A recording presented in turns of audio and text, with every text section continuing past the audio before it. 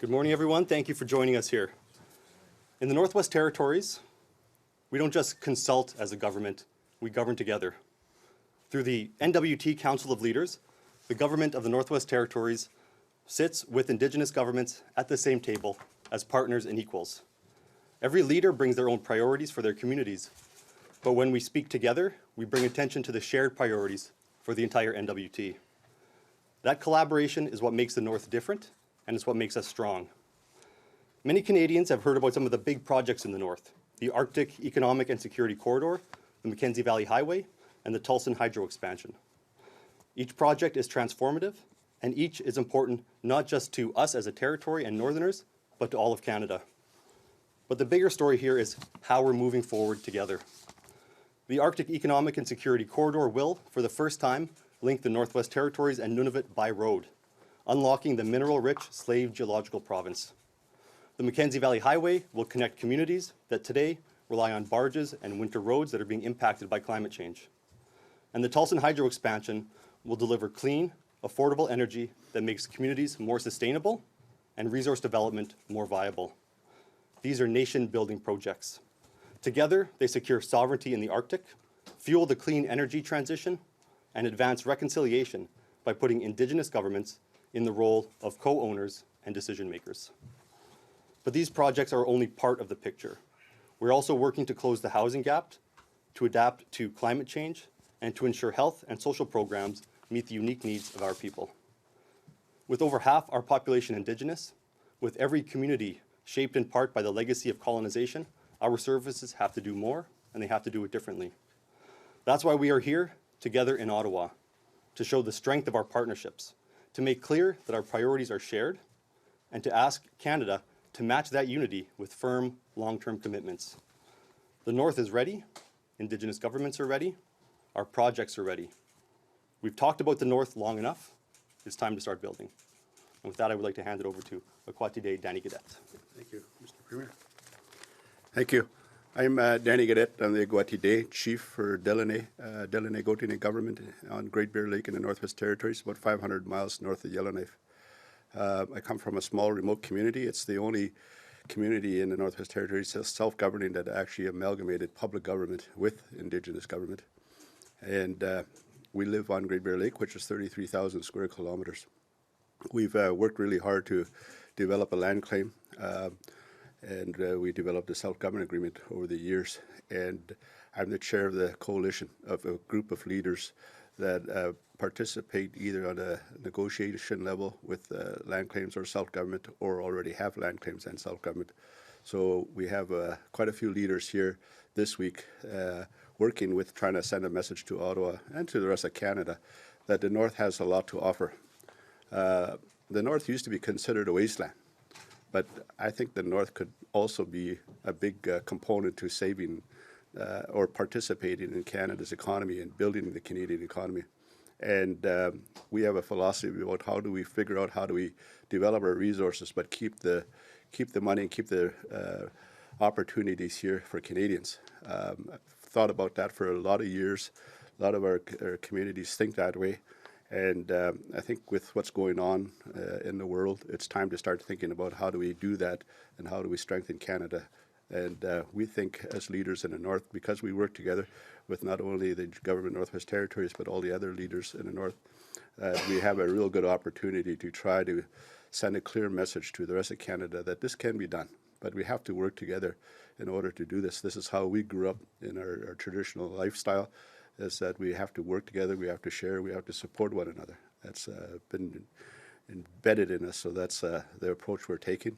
We have a lot of opportunities in the Northwest Territories, as Premier pointed out, but we also have a lot of rare minerals. We have probably every mineral that is on the sheet that's required to run this world, right, run this country. And it hasn't been explored to the degree that it could be. I'm not saying that we want to go and rape and pillage the land. We gotta figure out a way that we can find a balance between the development of that, but also the preservation of our culture and our language, our connection to the land and its resources, the traditional resources that is. And we got to work really hard to figure out how do we preserve all of that also. So there's still a lot of work to be done, but we're at the stage now where we could actually talk about 2 or 3 projects and see if we can get them going to help not only secure sovereignty in the north, but also for Canada. And we know the world is changing, and obviously we have to change with it. Thank you. I'll turn it over to Chief Betsina. Good morning or good afternoon. I'm not sure what time it is because different time zone we came into. So anyway, so my name's Chief Ernest Betsina, Chief of Yellowknife, the Yellowknife Dene First Nation, Chief of DETA. So I'm going to talk about as the Prime Minister announced the Arctic Corridor, the vast majority of that proposed road to Nunavut is going to be in our traditional territory of Chief Dragus territory. So the vast majority is going to be in our territory. And the couple of things I want to make note is the routing of the road. It's important because we want to try to preserve and protect the caribou migration and the caribou calving grounds, because caribou is our life source, and we want to protect that for future generations.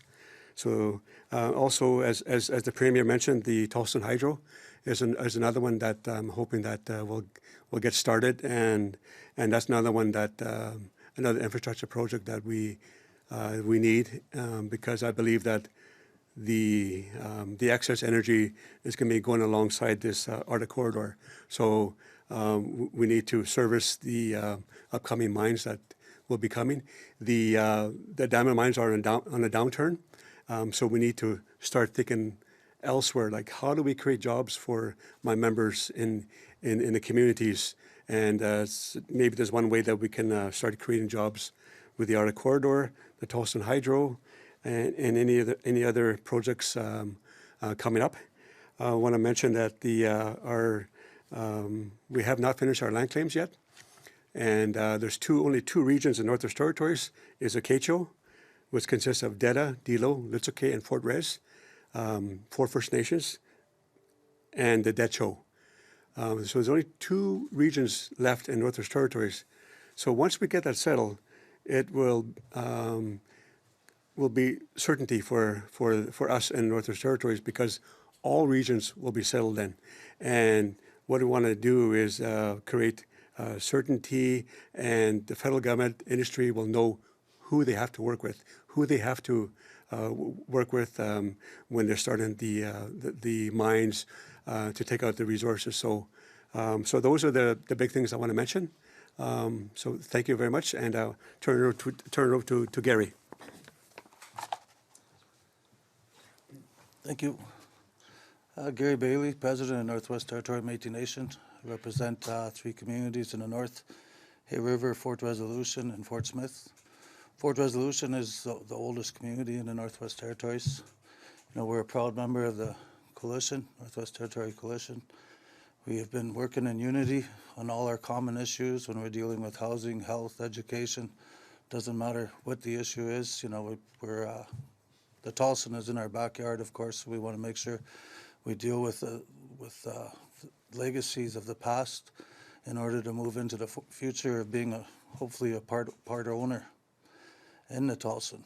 You know, we're also here, you know, with our own interest, of course. I mean, we are the only Métis in Canada who have a negotiation table to deal with land and resources and self-government. There are Métis out there that have self-government right now. We're doing all 3, and we have been doing it since 1996. So we're here supporting one another, hoping that we can settle our land claims so we can build our own economy for our people and be self-sufficient. It's very important for our people to, at this time, with the economy the way it is that we finalize these land claims. You know, there's things such as the Daniels case, which was done in 2016, that we're still waiting patiently. It's been almost 10 years now. We've been waiting for some kind of policy to come up where they treat us equitable to the First Nations and the Inuit for all programs and services. So we're here to help lobby for that. So other than that, I don't have too much else to say. Thank you. Yeah. Good morning, everyone. Caroline Wozniak. I'm Deputy Premier for the Northwest Territories. I'm also the Minister responsible for strategic infrastructure. So I spend an awful lot of my time thinking about how we're going to get major projects built in the North. I'm excited the federal government's starting to say things that sound a little more promising. We've seen projects get built in bits and pieces, roads get built in bits and pieces over time, but never anything that's truly nation building. And if you take out a globe and you look down and you look at some of the countries around there and you think about geopolitics, every single Canadian needs to be asking why we're not building in the North right now. Because if you look at the Northwest Territories, and we're the size of, I think, France and Spain combined, if I'm not mistaken, there is not a single road where the military could convoy from the southern part of Canada up to the Arctic coast through the Northwest Territories. Not one. We are not on the North American energy grid. We pay 4 times more for energy after subsidies.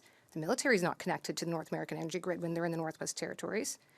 Every Canadian should be asking why this is the way it is. So we're glad the federal government seems to be answering that question, at least with words, and we're really looking forward to finding out what they can do for us. We're here as a territory of leaders, all elected leaders, and everyone's here with one voice saying that it's time, and it's time to build the North. Thank you. Questions, yeah? A question for the Premier or the Chiefs. I'm just wondering who you've met with and what the response has been.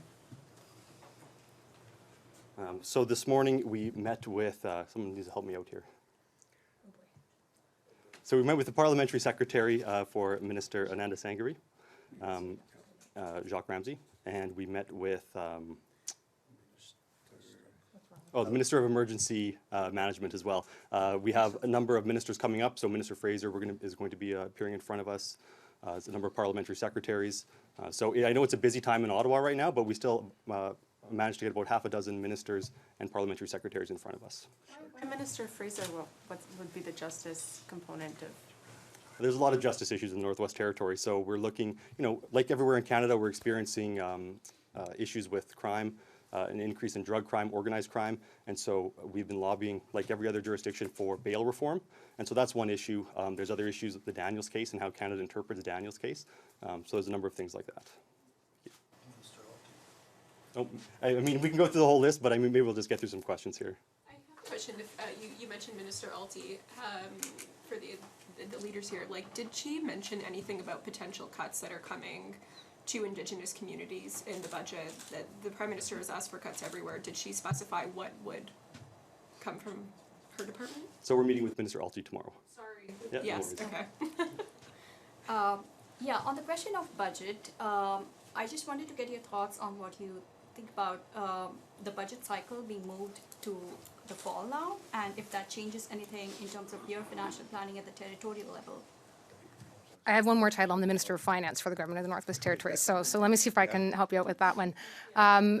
We actually do our capital planning already in the fall, because the cycle of building things in the North tends to be one where that actually does flow much better into building a spring cycle. So from our perspective, knowing what's coming for us means hopefully that our budget proposals that we're sending to the federal government aren't going to get stale if we find out in the fall what we can be building in the spring. That's great. And just speaking of the Arctic Economic and Security Corridor, what do you see as the timeline for it and the next steps, and how do you see that progressing further?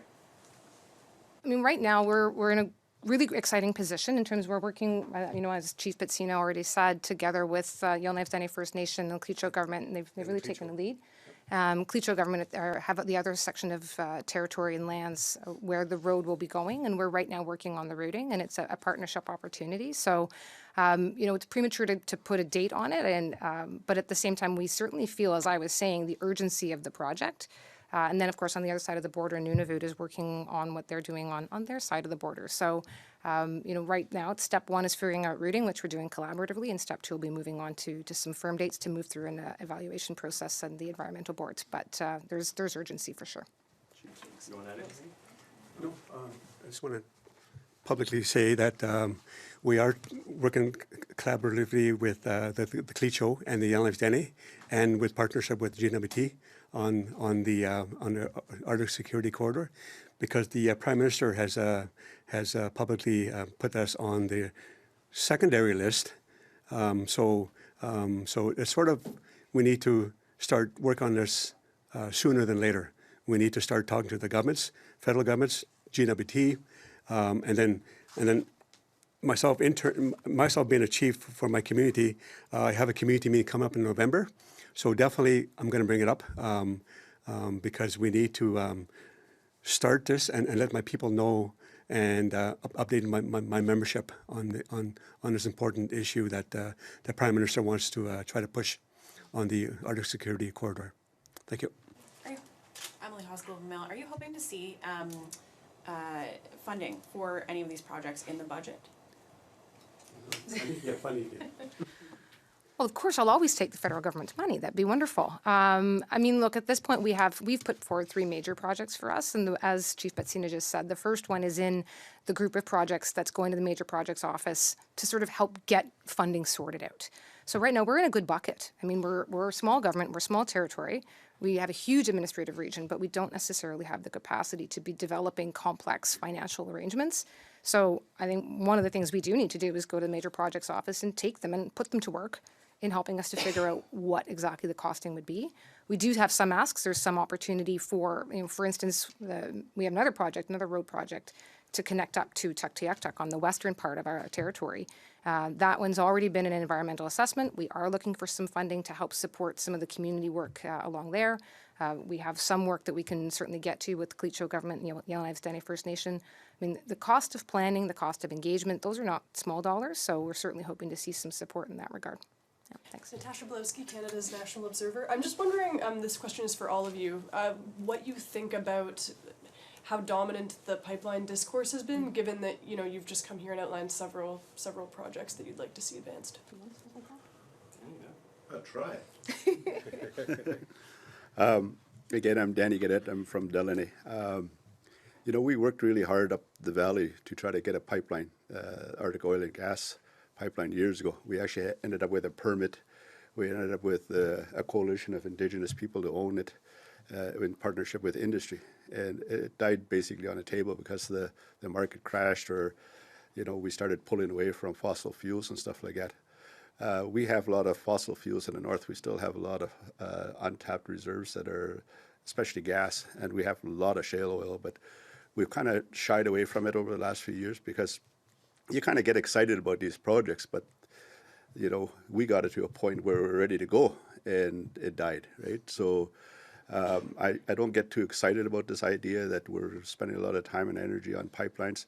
I think in the end, Canada needs to do something, to try to help get resources to the market. There's new technologies, there's new ways to try to burn fossil fuels clean.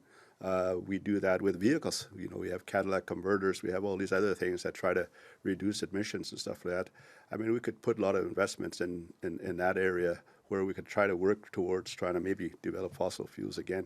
But I don't put any too much emphasis in it right now, just simply because, what we've experienced. And but I think, in Alberta, I don't want to get them mad, but they were here just before us. So, they certainly want pipelines. They certainly want to develop their resources.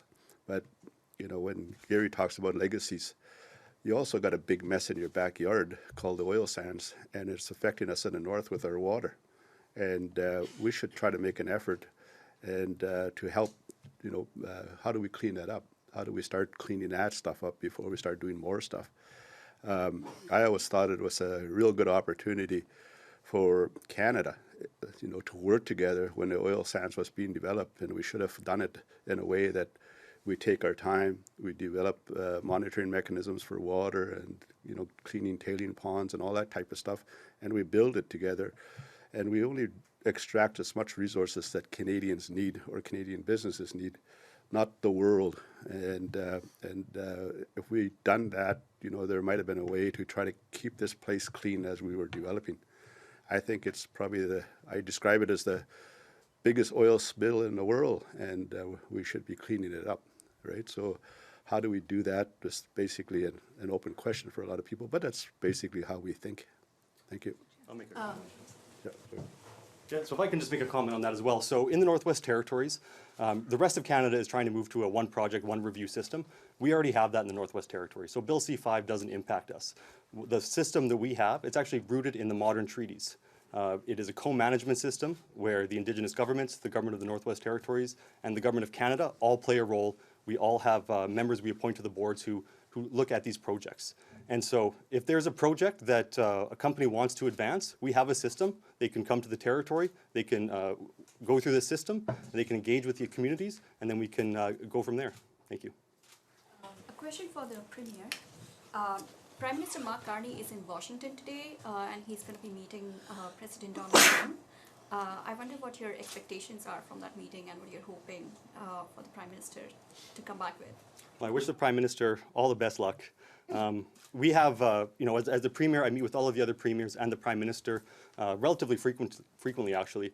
And I have to say, I have been impressed by the way the Prime Minister has been handling things when we meet and he describes the situation, what they're doing, what they're thinking behind the scenes. It gives me a lot of confidence. He knows what he's talking about. It's in his wheelhouse. And so I think that he's going to make the best of the situation. What that means, I think that's anyone's guess. Thank you. Earlier you mentioned that, diamonds are on the downswing. I'm wondering, as we look ahead to critical mineral development, like what lessons need to be learned from how the diamond industry unfolded, Yeah. Even though diamonds may be forever, but the diamond mines are not forever. So I like to tell the industry that industry needs to speak to the First Nations early. And must engage with us. And they have to identify, they have to know that most or some of the projects will probably be in our territory as different parts of Northwest Territories because we're rich in minerals.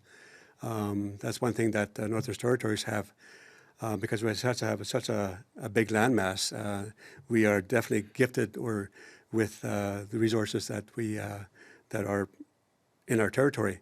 So I want to say that the industry, please reach out to us and engage with us and consult with us early so that way there's no surprises and there's no later on and then there'll be conflicts. So we want to try to avoid that. And for us, we need to inform our membership too. So because I have a membership of 1,700 members that I represent. So communities of Deda and Dilo that I represent, so in our Chief Dragus territory. So that's a big area, so that's a big responsibility. So I want to tell that to industry. Let's see. Yep. Thank you for the question. Ernest, kind of laid out the idea that, we need to start talking to the industry. And while we've done it before, even through our land claims agreements, and is that we had access agreements that we would deal with industry, and then we would talk to them about social economic impacts, and we try to get as much as we can out of the industry to access the territory to extract all the resources. We didn't do well on getting them to pay royalties and taxes to the north. We have devolution, but even that is kind of like, it's not the way for us it should be more. But I think the conversation with the industry has to change. The world has changed for us. We need to start figuring out a way, how do we be owners in the industry? How do we own the resources, we might as well own the mine also. So investors should be coming to the north, talking to the indigenous communities and basically saying, this is your land, it's your resources, it's on your resources. What can we do to try to help you develop and extract those resources and do it through a partnership? And this is part of the conversation we're having about how do we keep the money in the north? How do we keep it in Canada? If you look at all the indigenous groups across Canada, I mean, if they've all settled their land claims and self-government agreement, how much continuous land that, the indigenous people would have access to. And if industry works with us, we could literally go around the country and develop all these resources, not to extract it all at once, but develop a conservation plan so that we're actually extracting at a rate that, is still preserving the land and protecting the land and the waters and all that other stuff. And if we had that, we had a map right across country, we'll figure out a way to keep the money here. We'll figure out a way to strengthen the economy and stuff like that. But we don't talk that language. We still talk about industry coming in, taking, extracting. It could be an industry from other side of the world. Well, we you see what's going on. You see how vulnerable Canada is at, with what's going on. We need to change how we do business and how do we extract resources and how we share it and keep it within the country if we can. That's it. Premier Simpson, what's your understanding as to why Grays Bay Portland Road was not on the primary major projects list? And what will it take to get that project onto the primary list? Thank you. Well, I don't have the background information on why that wasn't on the primary list. I understand that the first list were projects that were near completion and needed an extra push to get over the finish line. Grays Bay is in a different situation altogether. And if you take it all as one project with the Grays Bay side, which is the Nunavut side, and then the Arctic Economic Corridor, which would be on the NWT side, there's a lot of work still to be done to get to the point where we're going to be shovels in the ground. So I think, as the Minister of Strategic Infrastructure said, we are in the right place for that. We're in the right group. Haven't you been asking that question while you're in Ottawa? What will it take to get onto that list? Well, we're on the list. We're on the second tranche. So, I mean, there was the list of the first tranche, and now there's the second one. So, List where it would be fast tracked. the Minister of Strategic Infrastructure might want to weigh in here. Yeah, sure. I mean, look, again, I read very carefully when all those announcements came out, as I'm sure you did. And it was pretty clear to me that the Major Projects Office has a mandate to work with proponents of projects so that we are ready to go. We have 45,000 people in the Northwest Territories. We are in a position where we need support from the federal government just to get to the place where we are ready to go. So being in a position where I can now go to the Major Projects Office and say, hey, you've been tasked to make sure that this project that is nation building, that is strategic, is going to get done. Work with us, all of us, right? And so we're all here saying, this is a territory where you have elected leaders, both from a public government as well as from Indigenous governments, coming forward to say we're ready to start building. And this is the Major Projects Office has been charged, and in my view, tasked to make sure that our project's ready to go. It wasn't ready to be shovel ready to be in the first group. That makes reasonable sense to me. But I have every intention of putting that office to work and making sure that they're working for the North. And do you have a sense of when it might get onto the primary list? Do you have a goal as to when you would like to see it, like by the Grey Cup or, I don't know, the World Series?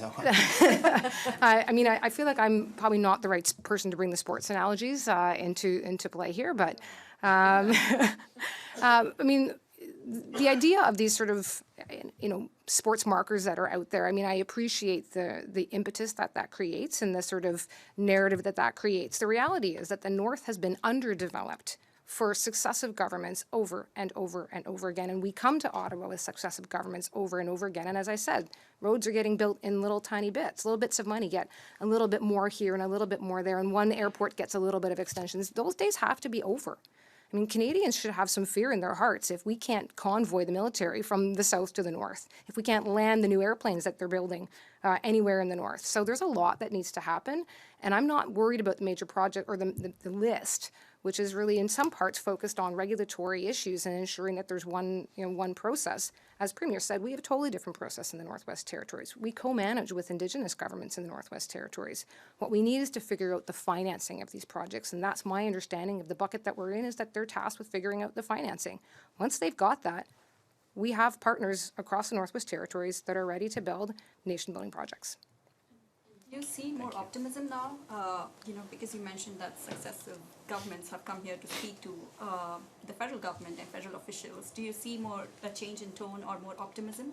I mean, the second year that we've all come as a group, and our understanding, I think others have probably heard the same, is that it was well received last year when we first came to start to really educate what Council of Leaders is and how the governance systems of the Northwest Territories work. That certainly is important. It's important to then work with the governments, Indigenous governments as well as the public government in the Northwest Territories. That's positive. The next question is going to be figuring out the financing of these projects, because it can't be on the backs of 45,000 Canadians to support Arctic security or to unlock the wealth of the North. That has to come from somewhere beyond our borders. Thanks. And climate change is affecting the North in more pronounced ways than other regions, of course. So I'm just thinking in terms of all these projects that you've talked about, from the military to roads, critical minerals, everything. Like, how does that consideration play into the way you're going to be proposing projects and trying to, like, what considerations need to be included when the Major Projects Office is looking at the North specifically? I'll try again. We've been part of a process for the last probably 2.5 years to build a conservation area in the Northwest Territories. And there's some being built in BC and Ontario. We're part of that kind of discussion, not with those groups, just on our own as partners in the Northwest Territories. And there was 23 Indigenous partners that created the conservation area in our backyards. Delaney, I'm on Great Bear Lake. The lake itself is 33,000 square kilometers. We built a conservation area around that for 63,000 square kilometers. And it doesn't mean that we stop development. It means if development happens, they have to have a good conversation with us about how we preserve the land, the water, the air, the plants, the trees. And it gives us the resources and the ability to build capacity to actually sit at that table and finally have this conversation that we've been trying so hard for 100 years to get to, so people could actually listen to us about, you know, if you want to do this stuff, that's fine. Let's have a conversation about how we do it. And I always talk about how we'll just take the Indigenous code of ethics, we'll call it, and we'd apply it to the industry. We'd apply it to the company. We'll apply it to the government and say, if you want to do business here, this is how you do it. But we measure everything as we go along so that we don't have negative impacts on things as we go. If we have to slow something down, then we'll slow it down till we rectify it. There's all kinds of ways we could do this, but it starts with just getting us to the table, and this conservation through the IPCA and the PFP has gotten us to that table where we can actually have enough resources to have these conversations. We're doing it in partnership with the Government of Northwest Territories. The Indigenous communities are all involved. Like I said, we have unprecedented agreement between 23 groups in the Northwest Territories and the territorial government and the federal government. Like it's never happened in this country before. And we're setting precedents again, try to deal with not only climate change, but also to deal with continue to develop the resources in the north. But it's got to be done in a manner that preserves and protects our lands and resources. As Indigenous people, we know we're going to go back to that eventually. That's what keeps us. That's what's been keeping us surviving for thousands of years, right? So we have to maintain that. Thank you. I have a question on a totally different topic, but in February, the government made changes to Jordan's Principle, the operational bulletin. I know a lot of First Nations leaders have voiced concerns about how much higher the bar now is to try and apply for funding for Jordan's Principle. I was wondering if either of the chiefs have any concerns about it or any thoughts on it. I think we all have thoughts on Jordan's Principle. We all have concerns. It is a big issue. I mean, we deal with the announcement of Jordan Principle and how it's going to do a lot for the children that are in need. And so as a community leader and a community government, we're a small community, and we try to support all our members. So as a nation, we're applying for funds to help out our members, and some of it is actually putting teachers into the public school that is run by the Government of Northwest Territories. It's having a big effect right now with the change, because they're saying, well, that's education, that's a public school, the teachers shouldn't be funded through Jordan Principle. We're saying, well, that's quite the opposite. They're really in need of special needs teachers, and they have disabilities, and sometimes we have one student with one teacher. We've put all of that in place, and all of a sudden they're saying, well, we're going to cancel that. I think in my community that's 12 teachers that we have to lay off. That's not including now to qualify to apply. You got to get diagnosed by a specialist. Well, we have no specialists in 1,000 miles near us, right? And so how do we get our people diagnosed without spending a bunch of money to get them diagnosed, just to get them to qualify? Like it's gone really to the extreme where we're fighting back, and we're saying, look, some of this is unreasonable. And they might have some reasonable concerns, but speak to us about that before you just simply cut what you're doing with Jordan Principles. It's affecting a lot of families. We used it to help support the food, some of the stuff that they don't have in their homes, helping them there. If, you know, they're disabled, well, you need a special bed, or you need a wheelchair, or you need something. Like, we literally work with our members to do all of that, but literally now they're telling us, well, the individual themselves have to apply. Well, what if they don't have internet? What if they don't have a computer? What if they don't have the resources to actually fill out that application, or the understanding to, you know, to apply for the special stuff they actually need? So it's causing a lot of problems. We'll see what happens. I mean, the budget's still got to come forth, and we're saying, no, like, don't do it. We've already had 2 meetings during the summer with them, but nothing's really changed. Maybe they're going to make an announcement. I don't know. Thank you. It's a good question. You know, that goes back to the Daniels decision that we're talking about for the Métis. You know, Métis have never been eligible for any Jordan Principle education dollars or disability, anything like that. We've been lobbying for years since it came about so that we can access that. The Daniels case is supposed to treat us equitable to the First Nations and Inuit. They haven't even developed a policy yet in 10 years. You know, we've got a lot of issues that we're bringing here while we're here, and try to squeeze in whatever we can. So we didn't actually give you a whole list of everything we're here to discuss, but I'm glad you brought that up because it's a very serious issue in the North. You know, we're talking, I think, 60 million. Just for education. Just for education that we're losing out, you know. Not to mention what there is for health. Could be another 40, 50 million there. Because of this cutback, that's what's going to affect the North. Rather than building our economy, they're trying to take it down. So it doesn't make sense. So that's why this coalition is very important. It has all the leaders from the Northwest Territories involved in it, and we're all in unity, working together for our common interests that we have.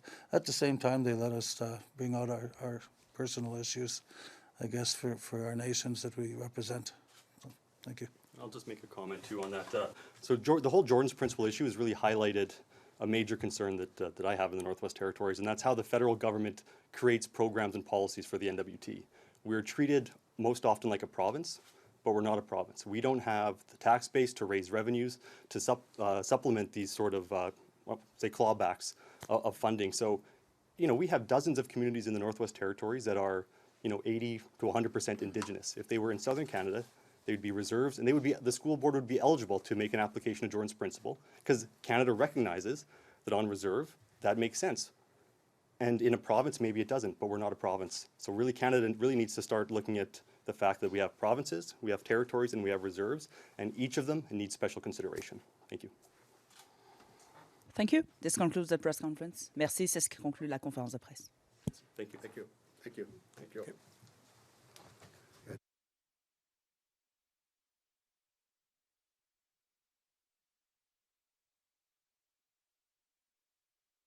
Recording stopped.